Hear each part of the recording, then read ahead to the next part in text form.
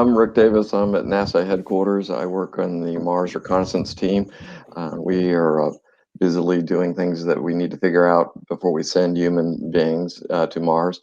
And I am really thrilled to be hosting this panel today because ISRU is like a crucial step for enabling human spaceflight out to Mars. And we've got really some of the people who are advancing this incredibly fast. And it's really cool. So I'll do a quick introduction. Gerry Sanders. Gerry, can you wave? Gerry is the lead for ISRU at NASA, and he has been doing this for a long time. It's just a total creative force, and Gerry, it's great to have you here. Gerry will give us an overview of where we are with ISRU development that I think will be very cool to hear. Next, we have Mike. Mike, can you wave? And this is Mike Hecht. He's a professor at MIT, and he's a principal investigator for the Moxie experiment that was just successfully done on the Perseverance rover. And he'll to give us really a tremendous overview of this. The Moxie experiment is key because it's the first time we have ever done ISRU out in the solar system.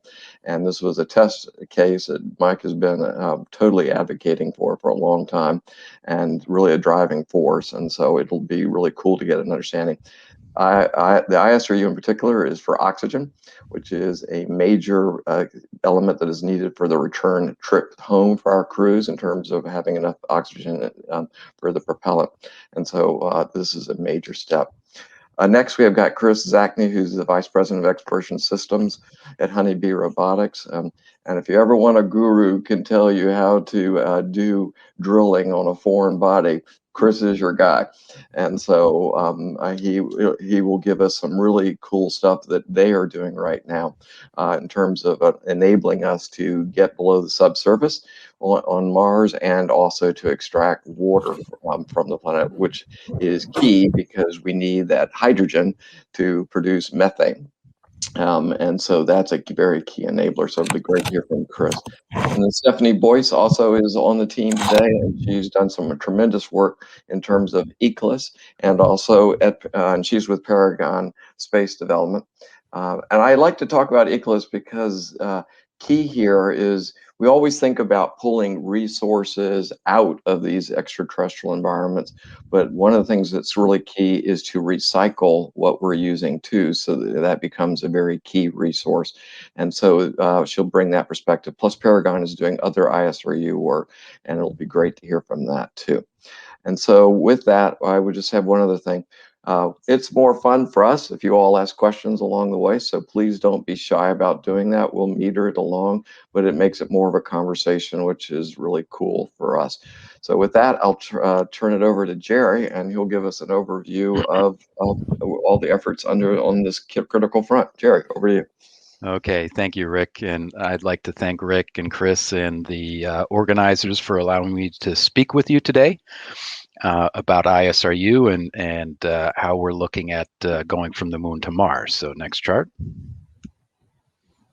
So just to make sure we're all on the same page, we look at the resources of Mars and what we can get from them to begin with.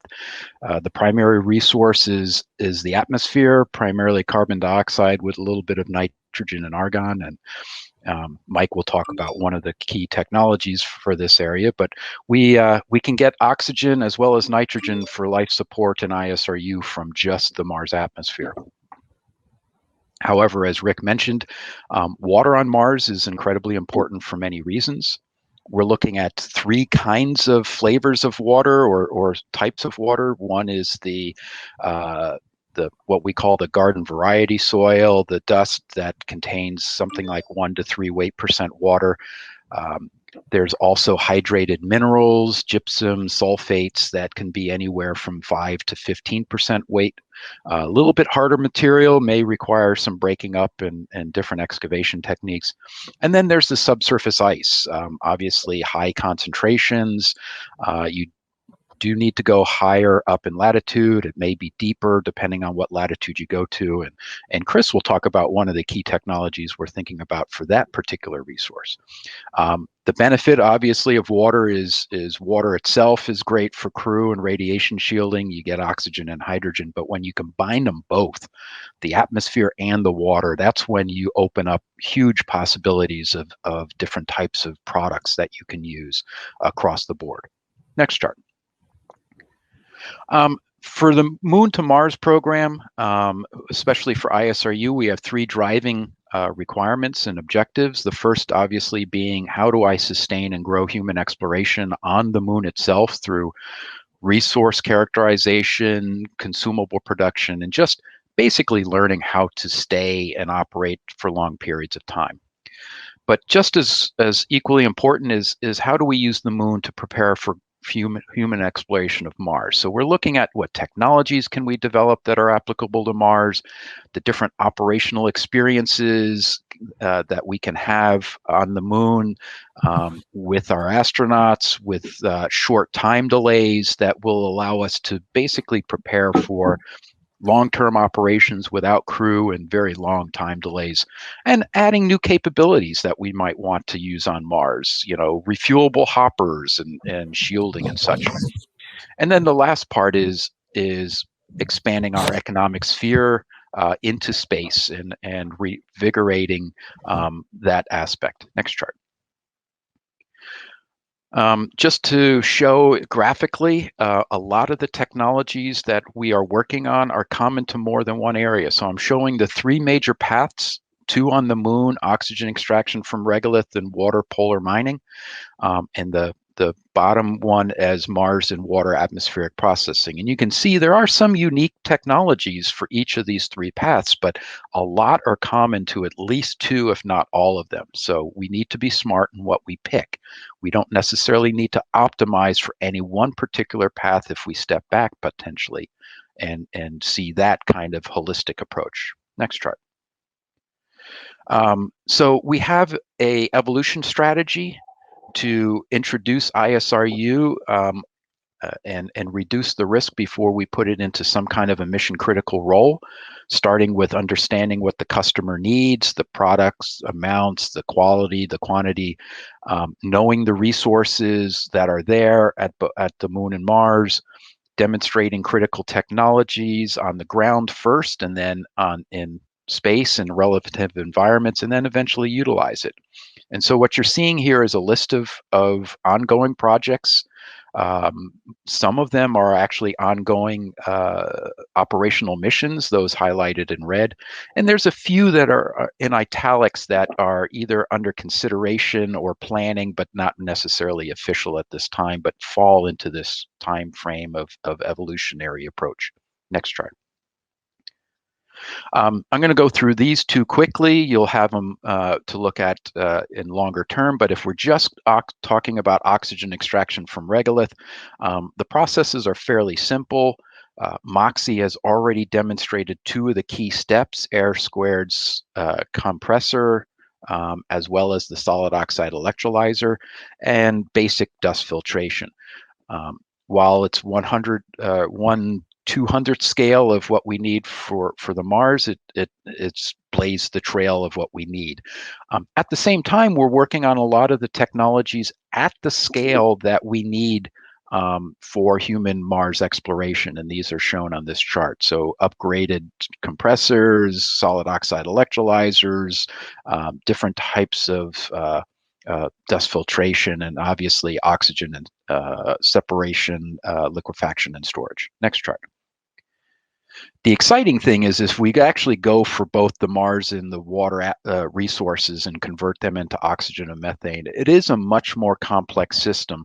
But as you'll see in the green fonts on the outside of this chart, we're actually doing a lot with respect to oxygen extraction from regolith, polar water mining, and I have also included some life support activities that all point to how we can bring this kind of a system online. Next chart. And then in conclusion, if we're smart and we look at both of those destinations, we have different time frames in terms of production, different ascent vehicles. But interestingly enough, it turns out that we can make these systems semi-modular and have very similar production rates, whether it's oxygen or water processing on the order of 2 to 3 kilograms per hour. And so we really can demonstrate a lot of these technologies, make them modular, and then use them on Mars. And with that, I'll bring my presentation to a conclusion. Okay, and Gerry, we have a question for you. So, it's a great one because it's talking about power. And can you give the audience a sense of how much power is required to operate these systems as we're currently envisioning them, and what that means for Mars in particular, where you can have these dust storms that actually block out the sunlight and that sort of thing. Can you talk to that a little bit? Yes. So power is actually a function of how much you want to make and how quickly you want to make. So depending on how long of a time frame you have, if you look at Mars Design Reference Mission 5, for example, I think we had something on the order of about 400 some odd days to make all the propellant, something like 20 to 30 metric tons for the Mars ascent vehicle. And that turned out to be on the order of somewhere between 30 and 50 kilowatts. And that's a combination of electrical and thermal, depending on what you want to do. And so you'll hear a little bit more from Mike in terms of what he thinks the scale up of the solid oxide electrolyzer is, and Kris as well from an ice mining perspective. Now, we have primarily considered nuclear energy as our source for two reasons. One, it's a very condensed power source. The other is it does avoid the issues largely associated with the dust storms, having to have backup power systems under those cases. So that's NASA's strategy at the moment. Whether that turns, we use solar energy as well for different aspects. That's a big question. And two other questions, Gerry, real fast, and we'll go on to Mike.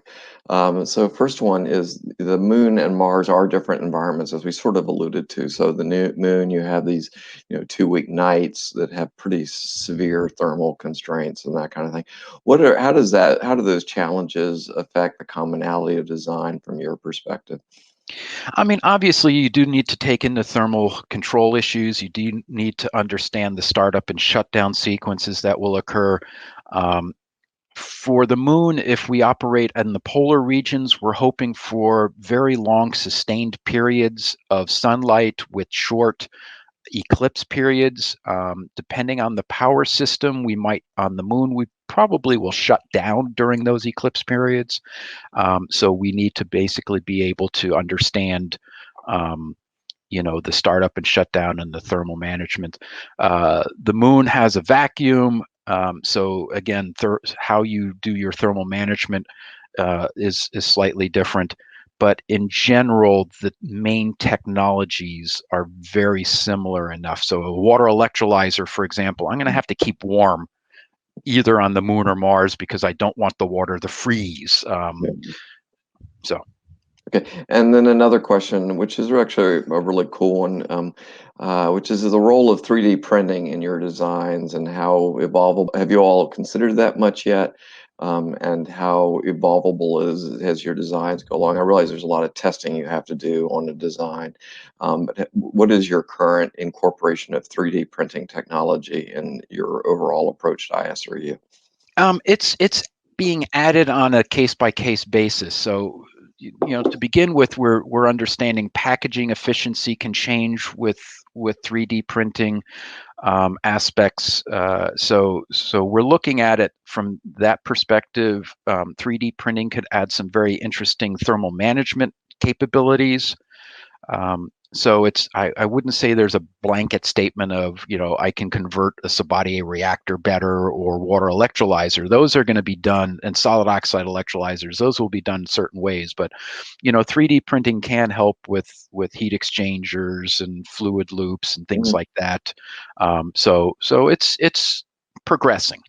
Okay, cool. I can add that Moxie's already using 3D printed heat exchangers, in fact.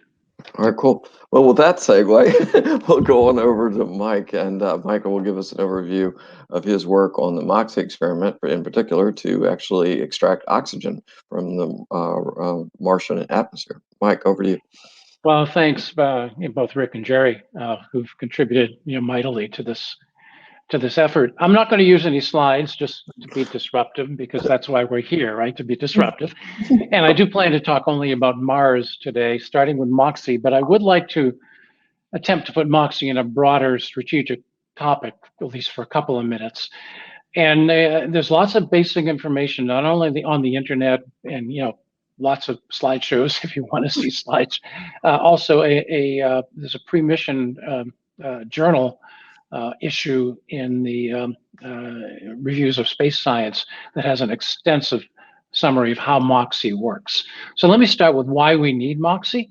Most of you probably think the reason that we need to have oxygen to burn the fuel on an ascent vehicle to take our astronauts home from Mars. And secondarily, and I say that not from importance point of view, but from a quantity point of view, to allow astronauts to have an oxygen supply to breathe for that period of time.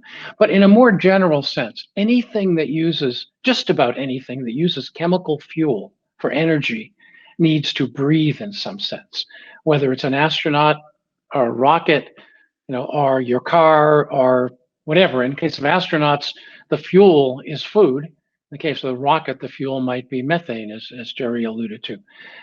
So the relative quantity of oxygen you need for those purposes depends on how much energy they require.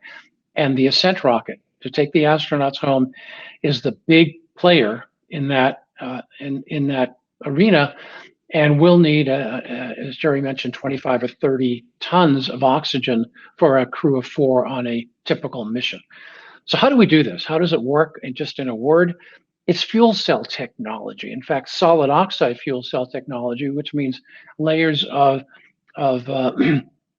zirconia, based ceramics, each one of which then when heated up to 800 degrees C, acts as an electrochemical membrane, allowing you to separate oxygen ions. But it's fuel cell technology. We usually think of fuel cells as going in a different direction, where they produce electricity and they end up burning fuel with oxygen to make a product.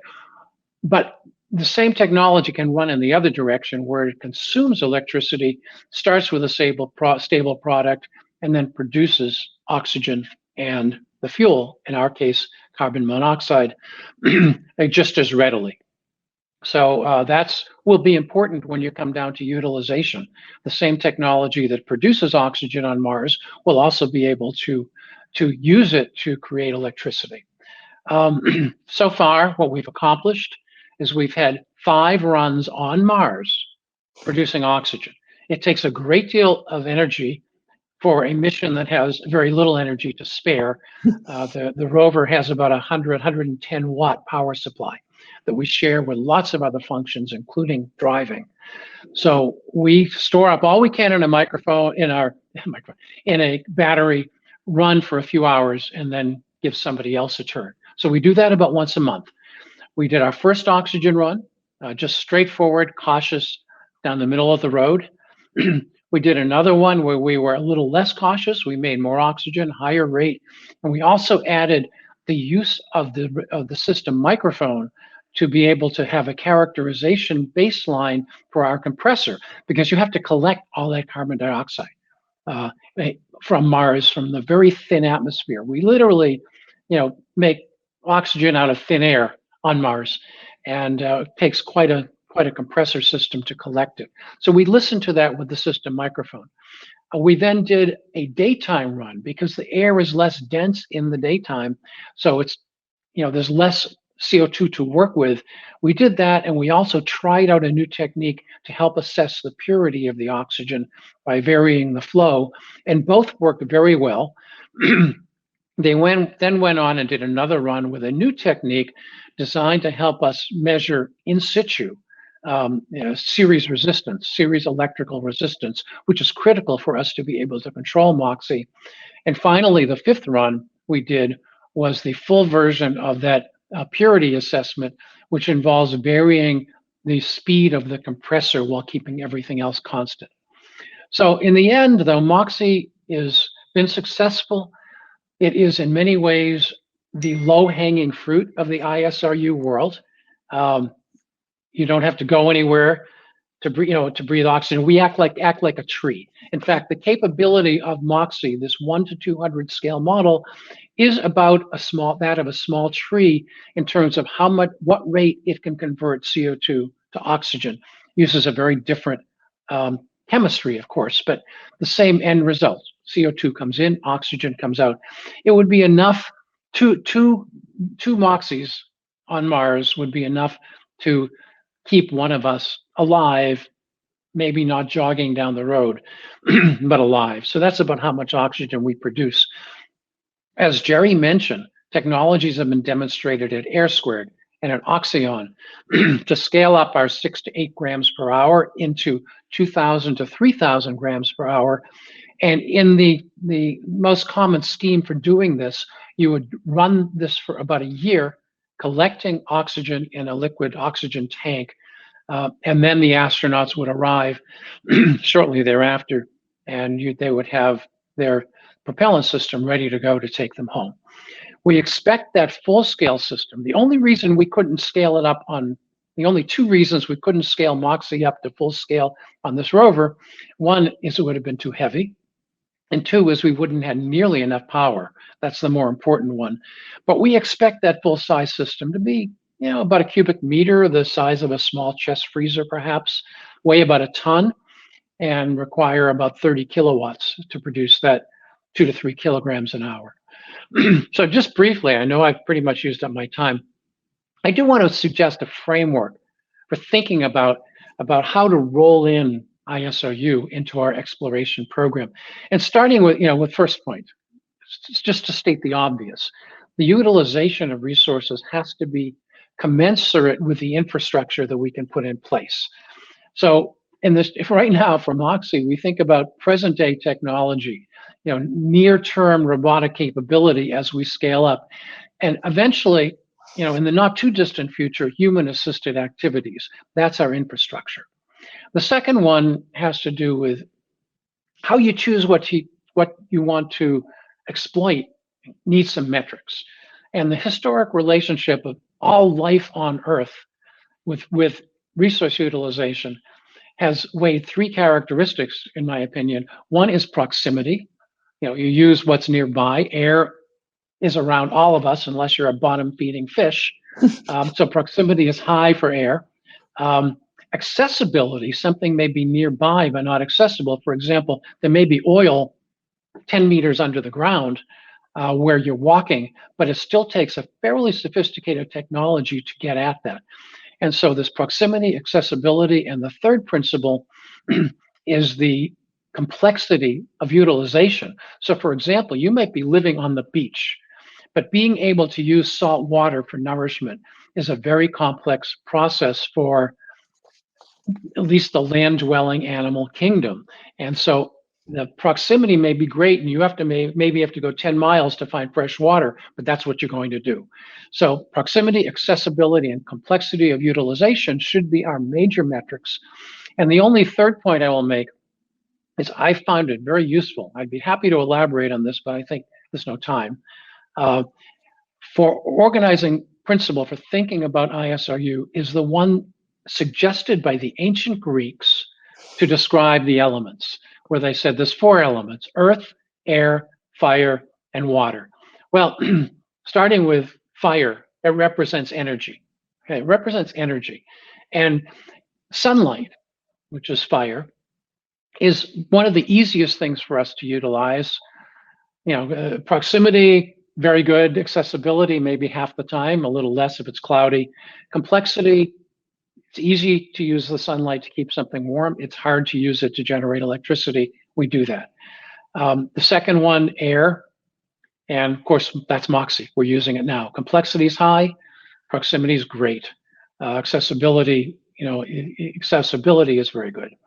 The third one would be water. Gerry talked about that. The proximity is generally poor for typical missions. If you're willing to go to permafrost, it can be pretty good for a high latitude mission. So proximity is good. Accessibility, well, you have to extract it, and so it might be nearby, but it still takes some work. And the complexity of using it depends what you're doing. If you're drinking it, you have to purify it. That's pretty easy. If you're making methane out of it, that's pretty complex. And the final one is Earth, and I think Gerry talked about that as well. Proximity is great. Accessibility, well, you have to dig it up, then you have to sort it out, and you have to separate the soil from the rocks. So medium. Utilization, that's hard. But there's lots of wonderful things we can do with Earth, from structural materials and radiation shielding to chemical and mineral feedstocks. So suggesting that as a paradigm, just to review, Earth, air, fire, and water is a paradigm, proximity, accessibility, and complexity as an evaluation tool, and stating the obvious, utilization needs to be commensurate with the evolution of our infrastructure.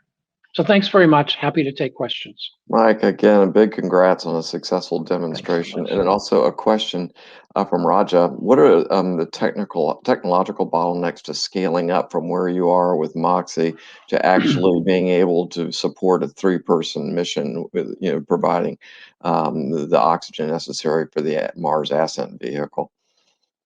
Yeah, it's the things you would worry about, making it bigger, making it turn out to 2 to 3 kilograms an hour, are actually the most straightforward things.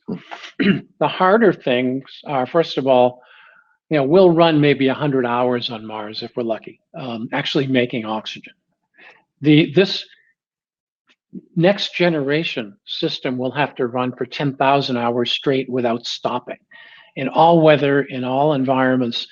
So I think durability. I do not expect the Moxie we sent to Mars would run for 10,000 hours. We hope to find out in the laboratory. So durability will be a major challenge. It's hard to make mechanical systems run that long. The parts of the system the Moxie doesn't explore, such as liquefaction, and storage with no loss storage. That still has to be developed. So I think those are the technological bottlenecks, and the only one specifically that Moxie needs beyond durability is a much smarter and more robust control system. What we have now is simple, it's primitive. We drive down the middle of the road. To run 10,000 hours, we need something more adaptive, smarter, more AI, and that's a really, I think, a very attractive field for research and development. Okay, and then Mike, one other quick question from John Rummel, who's obviously been very involved with Martian exploration for a long time. He mentions that CO2 will vary with the time of day, of course. And then when you all run Moxie, what about water vapor? Has that created any issues for you, or can you describe how that gets handled? First of all, great to hear from you, John. It's been a while. Water, it would be wonderful if we had water vapor. One of the most difficult things about Moxie has been making a totally dry system. When you do this process on Earth, you generally do co-electrolysis with water vapor and CO2. And as it does in so many systems, water heals all ills, particularly with respect to materials. So the things we've been fighting would be far simpler if we had water vapor available. Unfortunately, we don't. So it's certainly not a problem, and would be welcome. Okay, great. Then let's we have a few other questions, but we'll probably get to them towards the end. Let's go on over to Kris now. And Kris, can you give us an overview of what y'all are doing to access the subsurface and that ice? Yeah, absolutely. Thanks, Rick, and appreciate being invited. It's great to be part of the panel again. So Mike talked about technology that already has been demonstrated on the surface of Mars.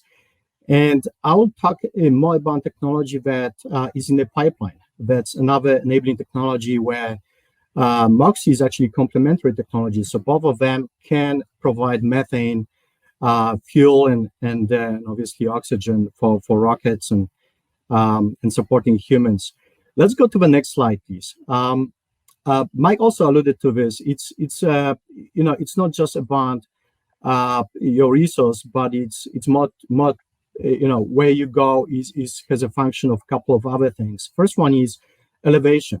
If you haven't noticed yet, most of the missions to Mars have been in the northern hemisphere because elevation has been lower, so you have more time and more atmosphere to slow you down. And that's very important in the extremely thin Martian atmosphere, having more time and more drag to slow you down. Second, you should be sub around 40 degrees north to take advantage of sun.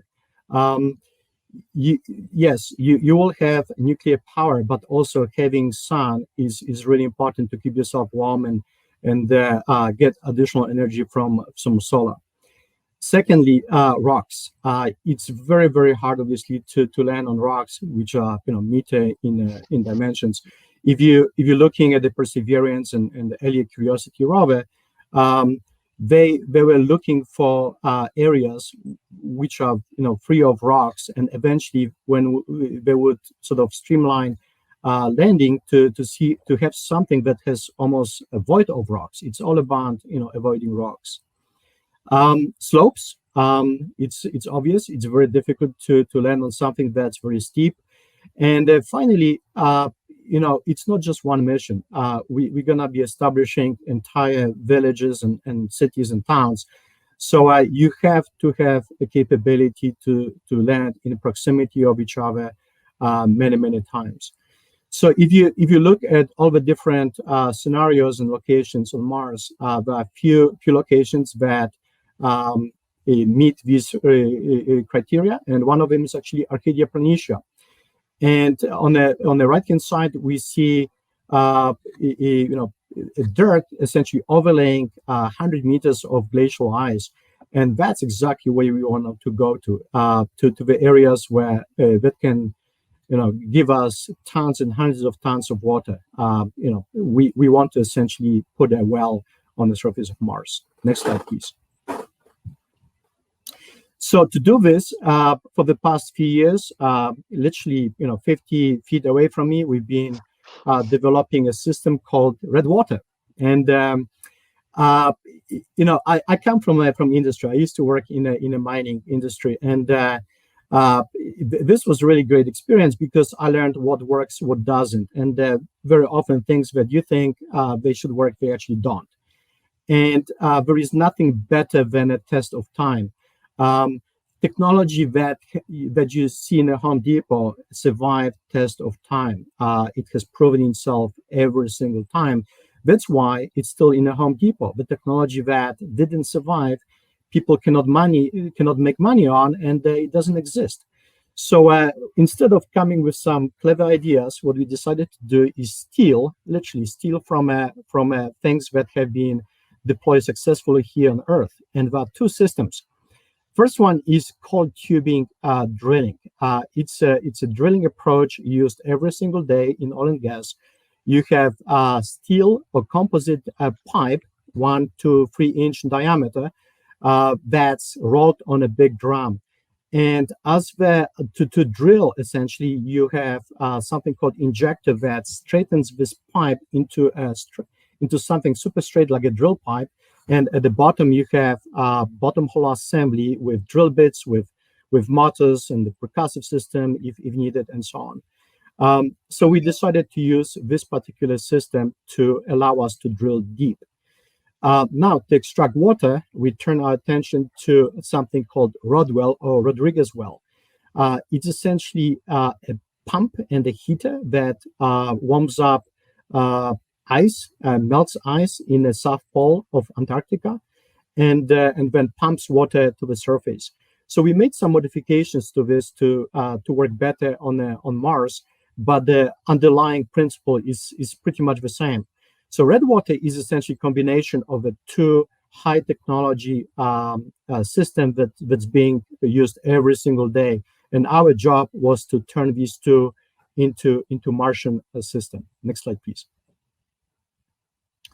The Conups is relatively straightforward. On the left-hand side, you have on top you have a drum, you have a bottom hole assembly. At the bottom, we're drilling down. We just like we do on Earth, we're using compressed gas to blow the cuttings out of a hole, And the compressor that Moxie is using is actually first step to do it. Compressor from Moxie could be used to compress Martian gas and help us drill. Once we get to the icy soil or ice, we inflate the packer. We start rotating a drill bit. We inflate the bottom hole, the cavity with pressurized gas, and we start melting. Once we melt enough water, we repressurize the borehole and open the valve, and water, just like a geyser in Yellowstone, flows to the surface of Mars. Very, very simple. And it works. Next slide.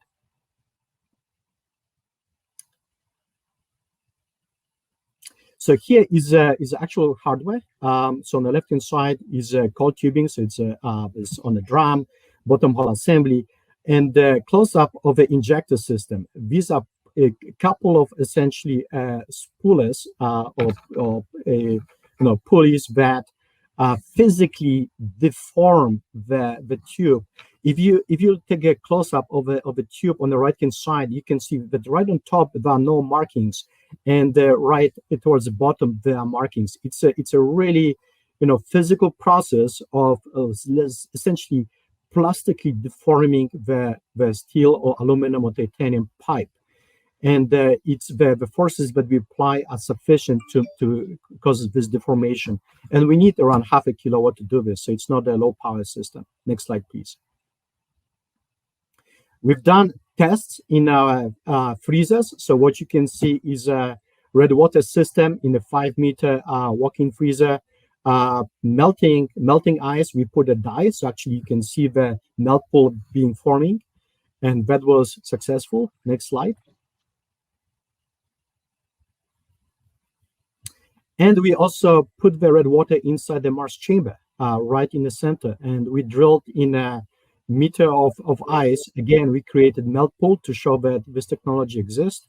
It does work, and then we pump water to the surface to show that we can actually pump it under Martian conditions. So so far everything has been successful. We've done based on the data that we have gathered. Next slide, please.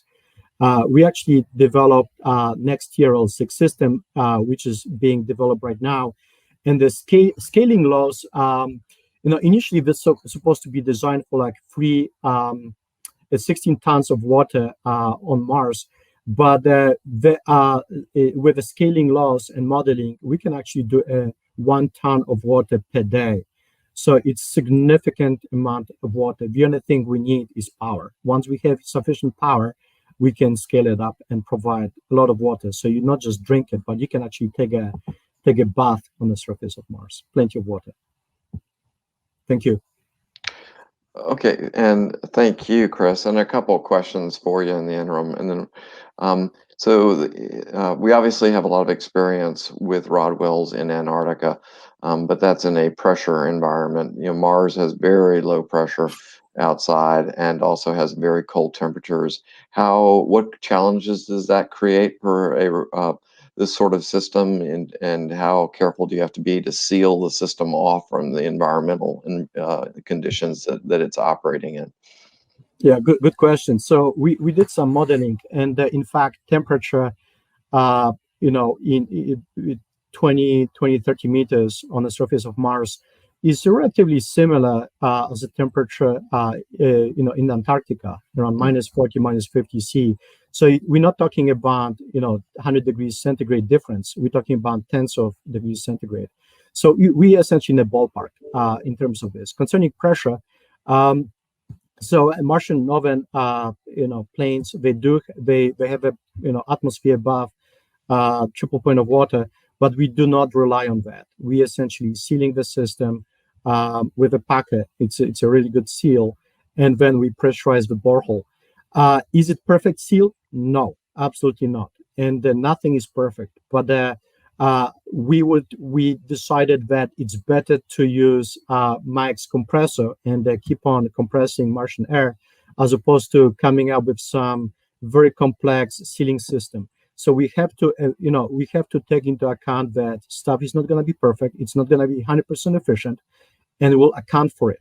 But to solve this, sometimes the best way to do it is to overpower it. Brute force, very often works. Okay, Okay. and that we brute forcing it here. All right, cool. And then another question, it may be to you or to Gerry. So you bring up metric tons of water with these kinds of systems. What is the current strategy for storing that water? You probably don't want it freezing, so that sort of implies, assuming that's correct, a constant energy lean. Gerry or Kris, can y'all talk to that? Gerry, go ahead. Yeah, it may be a little of both. So it depends on the extraction rate of the water that Kris does versus the production rate of the oxygen and fuel that we're trying to make. If the two are in sync, then we would like to keep the water as liquid form and transfer it and process it close to on demand, maybe a day or two kind of balancing act. However, Kris brings up a very interesting point that you may be able to extract huge amounts of water and store it for a period of time and then use it on a case-by-case basis.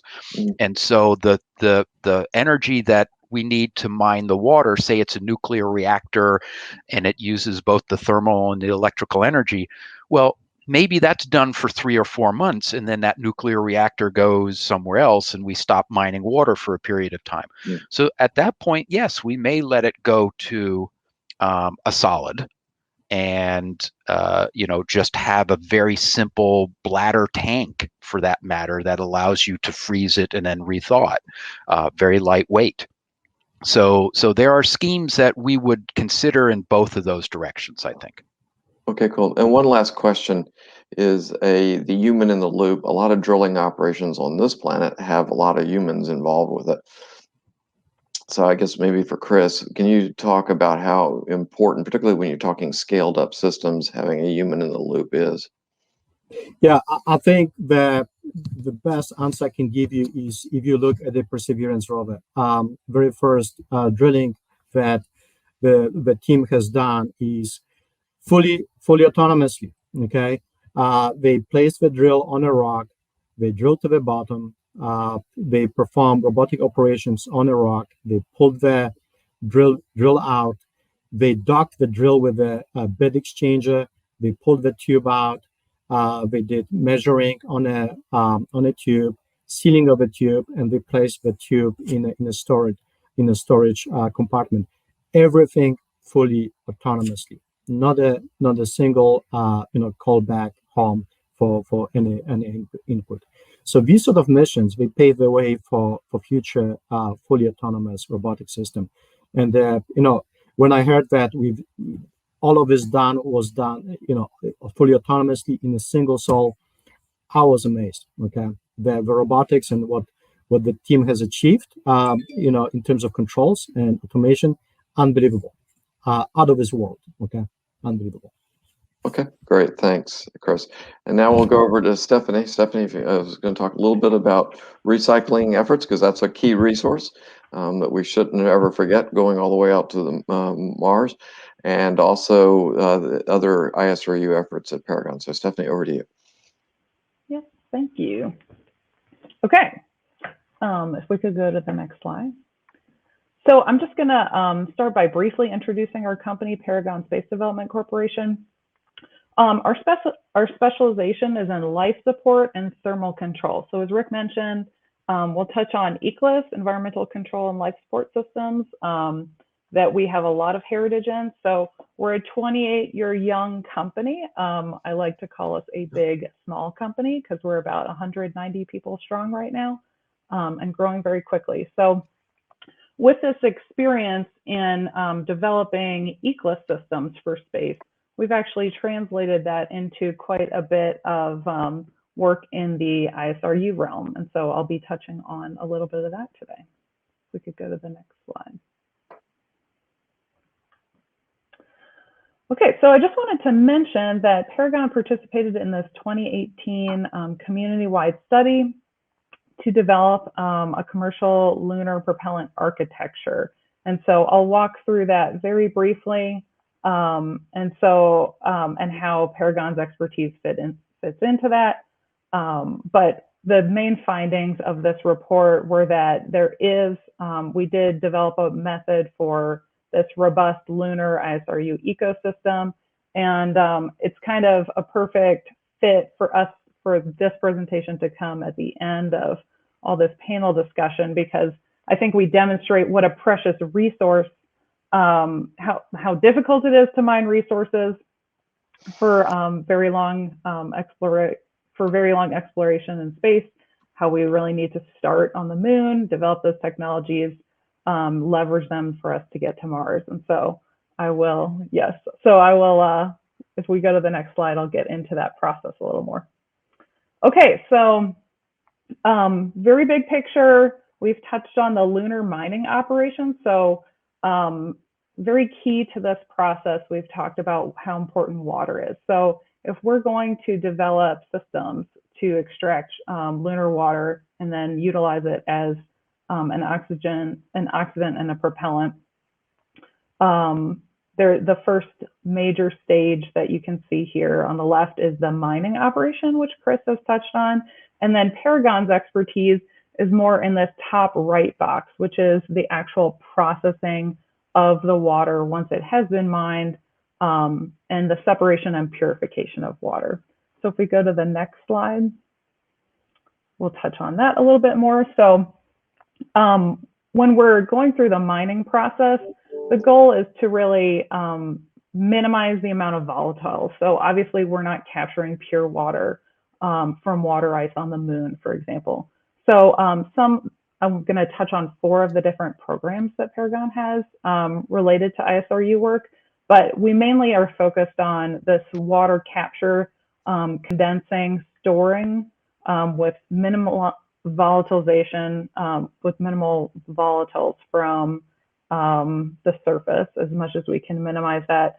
But then again, our expertise and how we've, you know, if you think of on a spacecraft, part of our expertise is the processing and recycling of water within a human manned spacecraft, for example. So we've leveraged that water processing technology into lunar water processing demonstrations. And so that comes from the water purification, electrolysis, and then the individual separation purification of water and oxygen. And we also have systems that we're developing for storage of those technologies. Okay, next slide. So focusing in on the mining aspect, we've actually got a phase 2. I'm remiss in not updating this, but it's now a phase 2 program called Icicle, which is an optimized cold trap for this purification on a very coarse scale of the water that we would extract from the lunar surface. And so I just want to mention that if you're interested in learning more about these programs, they have been presented in greater detail at the recent ICES conference, the International Conference on Environmental Systems. So feel free to go there and look up those papers for more information. Okay, and then on the next slide. So the 3 other programs that we have related to this, the main one is the IHOP system. So again, even though it's just this small arrow between water purification and electrolysis, it's a really critical step. So you can imagine we're trying to purify water and remove very low levels of these volatile organic materials and inorganic materials. So although that seems like one tiny step, there's really a lot of effort involved in the process of it. And so my expertise is actually in that water purification step. So one of the key technologies that Paragon uses is an ionomer water processor technology. And so that's the same, it's a perfluorosulfonated material.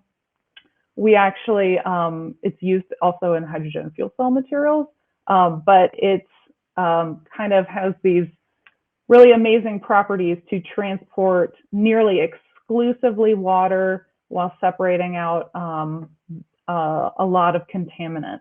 And so that's the key technology that we use in this water processing step in the water purification. Just briefly, also wanted to mention some of the other programs that we have. So another phase 2 is the ellipsoidal propellant tank. So when we, we're going through all this effort to mine and purify water. So as has been touched on previously in these presentations, we need to be able to store it and protect it. So that's where the EPT program comes in. It's a soft goods device for cryogenic fluid storage, and then the Celsius program, which is once we've mined these very precious materials, we want to be able to protect them from orbital debris, and so that's another program that Paragon has related to that. And so, in the interest of time, I will wrap up and be happy to answer any questions. So, Stephanie, we have a question here. I'm going to update a little. So, the question is from Jorge, and he goes, "How are we going to deal with human waste?" But I'd like to kind of maybe amplify on a little bit. Obviously there's urine and there's feces, and I love Gerry's answer. It's an in situ resource, which is great.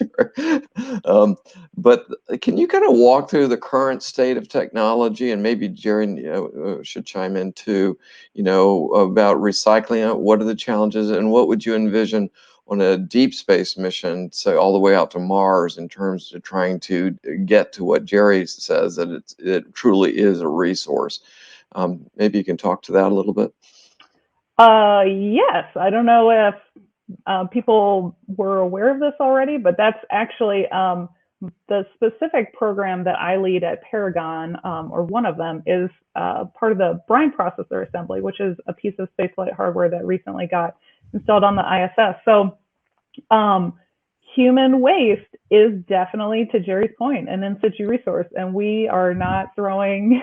The intent is really to regain as much material up from it as you can. And so on the current technology on the ISS, they have quite a few systems for processing their urine, as well as removing, just their regular exhalation, the condensation within the cabin, recovering that water and reutilizing it on orbit. So current state of the technology is between 75 and 90% recovery and recycling of water on the ISS. And so the brine processor assembly actually takes the already processed urine, once it's been processed by the urine processor assembly, and they've already recovered 85 to 90% of the water.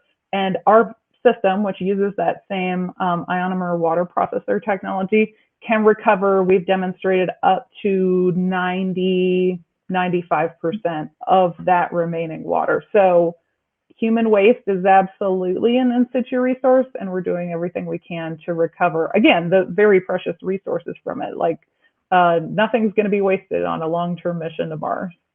Cool. And Gerry, anything you want to add to that? Because I know you've thought about that for a long time.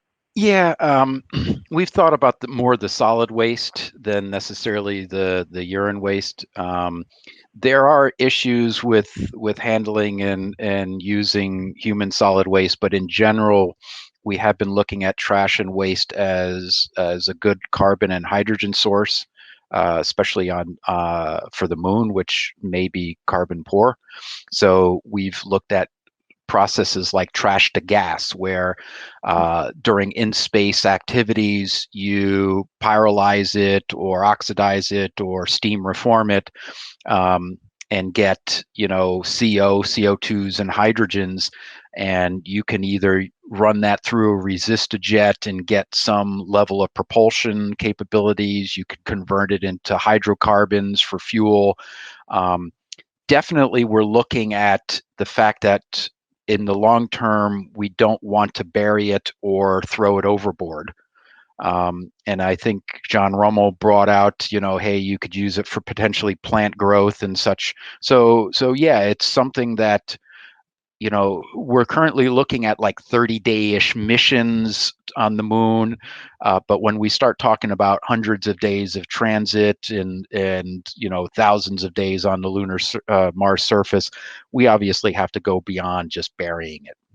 Okay, cool.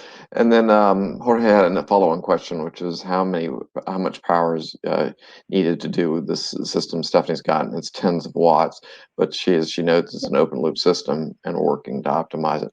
And there is actually a really cool question here about producing meat on Mars, which is, from many perspectives, not a super efficient way to produce a food source.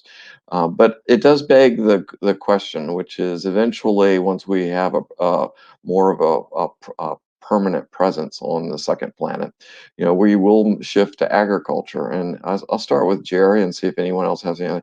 Gerry, what does that mean in terms of using local resources from your perspective to enable some sort of evolution of agriculture, including even potentially the production of meat or meat substitutes? I think it opens up possibilities.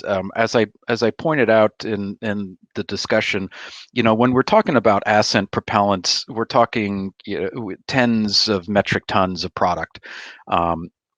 For small crews, obviously the amount of oxygen and water and nitrogen, for a crew of 4, 6, or 8, is fairly small. So it's like the boil off of some of our tanks, but it does open up the trade space for life support. So Stephanie, talks about how do we close the loop and reuse everything as much as possible, which is important if you are a closed system. But ISRU now brings in the possibility of adding things from the outside. So it changes the mindset. When I could travel a few years ago, I was at a National Academy of Sciences workshop, and they talked about 3D printing of food, meats, and things like that. So that opens up a whole different possibility for human exploration than just bringing cows, say, or and I love the idea of not just taking a shower, but if I have several metric tons of water, do I have a salmon pool or something like that? That just is exciting to me. That's cool. And Gerry, can you talk about this idea a little bit more of the 3D printing of meat? No, completely outside my field. I happened to be in the room at the time and thought, wow, this is fantastic. Okay. All right, cool. And then I would like to open that up to the rest of the panelists real fast. Any thoughts on the evolution towards some sort of agriculture capability on Mars? Anybody have any additional thoughts about that? Well, it's in terms of producing oxygen, it's potentially a viable alternative to have plant life of some sort, whether it's as simple as algae that's a good oxygen producer. Actually growing things, there were people back when we did the Phoenix mission, we looked at the minerals in the soil and they were pretty good, but there's a lot of perchlorate, which can be toxic. But then again, you can grow plants for agriculture hydroponically just as well, and it then all comes down to having water. One of my favorite biological applications on Mars, which I hope to see someday, is a biological reactor to turn perchlorate into electricity. Interesting. It can be done on Earth. Yeah. Very cool. Anyone else have any other thoughts on that? Okay, and then there was Gerry, did you have something? Yeah, sorry. One more thing. NASA has funded the Center for Utilization of Biological Engineering in Space, or CUBES. I would ask the people to take a look at it because they are looking at biological processing of the soil and how to support, synthetic biology and plant growth on Mars. And so there are very interesting research going on there. It's in its 4th or 5th year of 5-year institute activity. Cool. And then one last question from Katrina, and then we'll wrap up. Gerry, and at this, or actually it might be for Kris too. It's from Katrina, and she's talking about storing water ice at the surface was subject to sublimation loss. Can you just address that question and how that would be handled? Well, again, I said we would just put it into inflatable bags. Okay, great. Yeah, and I could add, it's actually, if you work the numbers, it's no worse than the problem on Earth. Yeah. So igloos sublimate too, but they work. All right, cool. All right, guys, thank you so much. And we want to thank everybody out in the audience for these tremendous questions. This is really a key area in the future, and we need a lot of ideas. And so hopefully many of you all out there will help us figure these really cool problems out. So to Gerry, Mike, Kris, and to Stephanie, thank you so much for supporting the panel today. Great. Thank you. Thanks. Bye-bye. Bye.